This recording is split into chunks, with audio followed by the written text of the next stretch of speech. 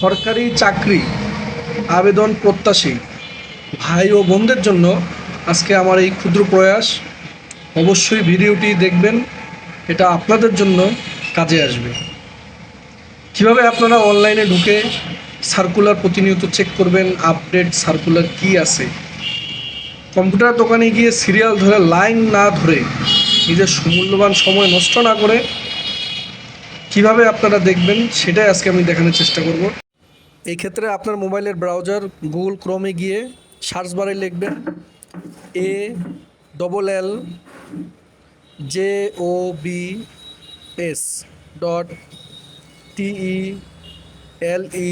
ALLJOBS.TELETALK teletalk.com.bd alljobs.teletalk.com.bd Interpress করলে তাদের যে নিজস্ব ওয়েবসাইট, সকল ধরনের চাকরি, এখানে বাংলাদেশের যত ধরনের চাকরি, যেমন এই যে এখানে সরকারি চাকরি লেখা আছে 278টা, ঠিক এরকমভাবে আপনি এখানে খুঁজতে পারবেন। যখন যত ধরনের আপডেট, সকল আপডেট এখানে আপনি পেয়ে যাবেন।